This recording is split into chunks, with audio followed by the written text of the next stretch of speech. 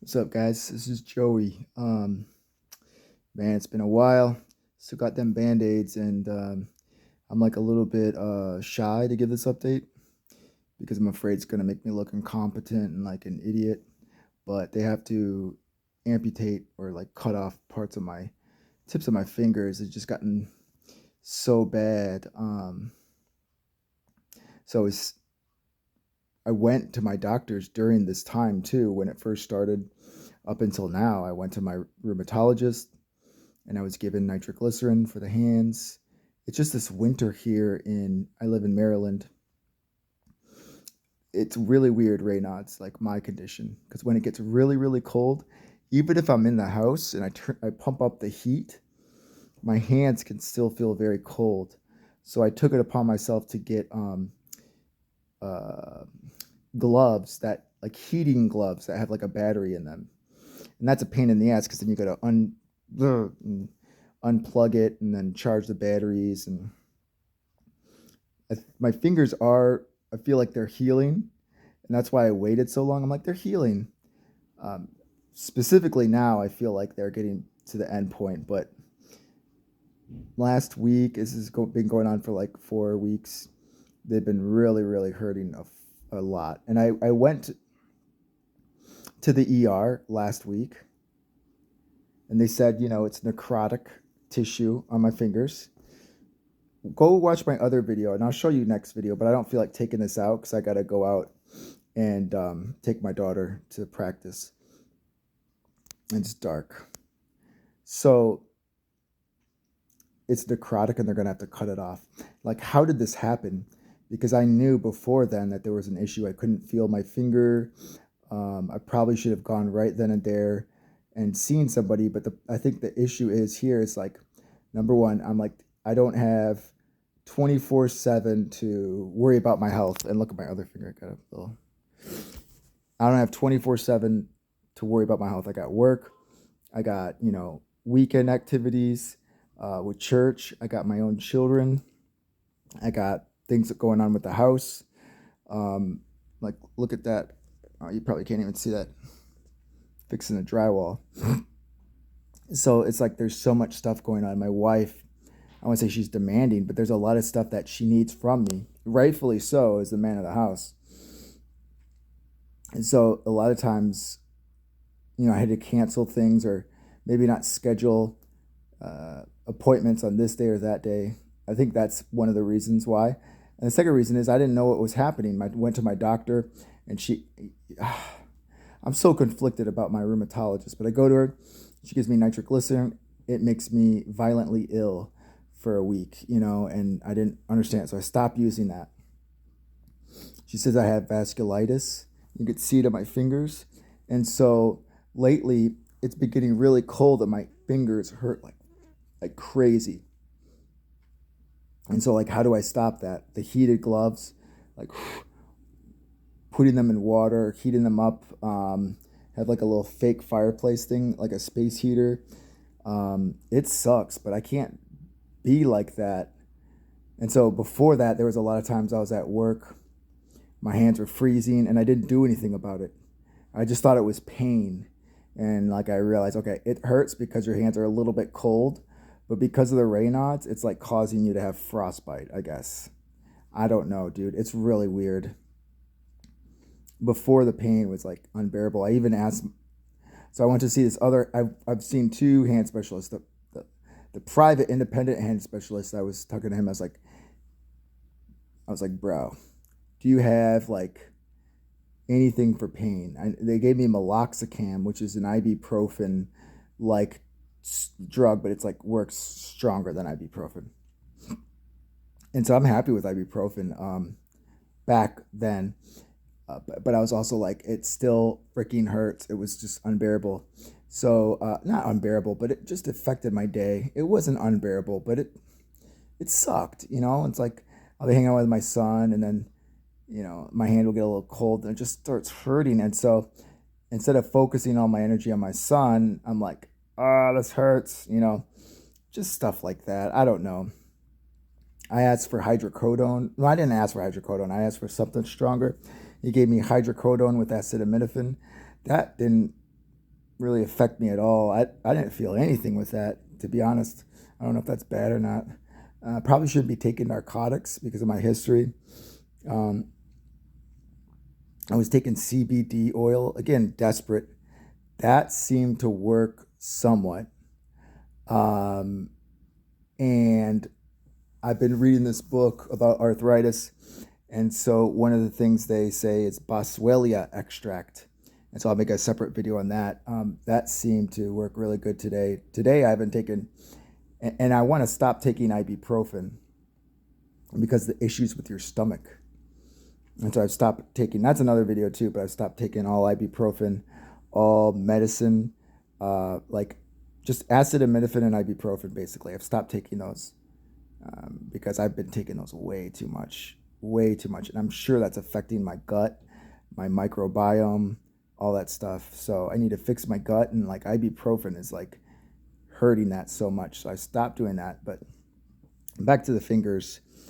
This one, they'll have to cut just like a little bit off, but this one they'll have to cut, probably more than the tip. And that's sad. It's sad losing a part of your body, especially when you feel like you could have stopped it, prevented it, in a way. But I feel like there's just so much that doctors don't know about scleroderma and dermatomyositis and Raynaud's that they don't know exactly what to tell you.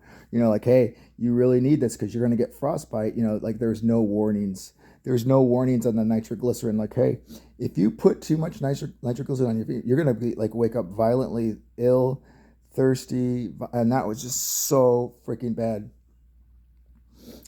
Nobody told me, you really need to see a specialist because that's going to become necrotic. And I feel really, really embarrassed. But again, when you have your life to live and you can kind of just put a Band-Aid on and just let it be. I was having issues all over my hands, and so I just thought it was a part of the dermatomyositis when your skin, like on the edges of your fingers, they get like kind of hard. I just thought it was something like that. But, it all started when I got a flu shot from my rheumatologist, and it just made me feel really sick. And it made me feel really sick, and I started getting like hot flashes. And then after the hot flashes, I had to borrow a fan from work. I was sweating balls. And after that, I used to get like really cold, and my hands would get really, really cold because it started to become like more winter weather outside. There was more winter weather outside. It was really cold. So I remember a day that my hand, especially my right pointer finger, I couldn't heat it up. I remember standing in work by the hot faucet, trying to like pour water, and it just wouldn't heat up. I could not get the damn finger to feel again. And like there was a time where I could get it, and like it went away, and then it was like back and forth. But after a while, I lost feeling in it, and it was scary as shit. It was scary as shit, and I just let it deteriorate. And I never thought it would become necrotic like this. I had no idea. I mean, I should have had an idea, right? Like you can't feel your finger, but I didn't understand. Like I was like, I'm doing everything right. I'm taking my medicines, checking in with the doctor. They've seen it, I've showed people this, but still, and I think it was just like maybe a week and a half span right around Christmas time that I was just like, F it, I'm not going to go see no doctor. I'm just going to relax at home, Christmas time. And that's maybe when it got to the point of no return. I don't know. Some people say like you should soak the wound. Some people say don't. Some people say put this. Some people say don't. I have no idea what to do. And it's embarrassing for me. So like usually I'll look up a ton of information about my disease or illness or my kids' illnesses. I'll get really good at it. But like I just feel tired of doing that. And I feel so embarrassed. I don't want to for some reason, I don't want to research this. Like for the longest time, I was in like denial that it was frostbite. Until I went to the ER, and the ER doctor was like, yeah, it's frostbite. Okay, let me set you up. Another thing, you know, and I'm sure it's worse in like Canada and Australia, those places. But just waiting for a specialist to have availability. You know, I was waiting for my one specialist for availability at the end of December, and I went to the ER like the 27th of December. Actually, it was the start of January. Um, okay, let me say it again. I was My wait to see a specialist was so long that I decided just to go to the ER to get it checked out. But they didn't treat me in the ER. They said you have to go to another hand specialist. So that's why I've seen two hand specialists. But just finding the availability in a doctor to look at this, take care of this. When I saw the independent specialist, he said, let's just wait a week.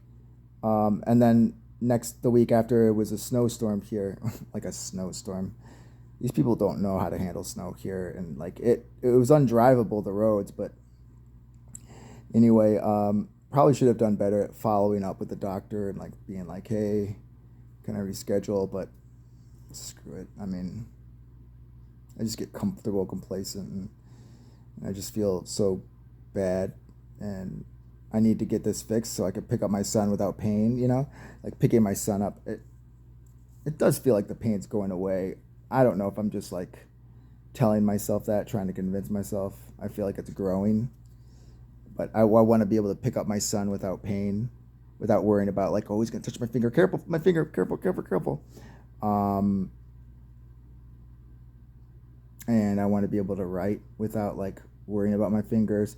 It's not just like having like here. It's not just like having like one less finger. It's having one less finger and like something in the way that really, really hurts if you touch it. She said. So that's what it is. Next video, I'm going to talk about like ibuprofen use and also the Boswellia extract. I feel like I'm getting better. It's up and down, you know. I feel like I'm getting better, but like, what am I doing differently? I'm off keto. I'm going to get back on, but I saw these like cookies. Eat one. I don't care. Shut up. I'm going to eat the cookie. What are you going to do about it? Nothing. You're going to do nothing about it. And yeah, I don't know what else to say. So, busy lives. Christ is Lord. See you guys.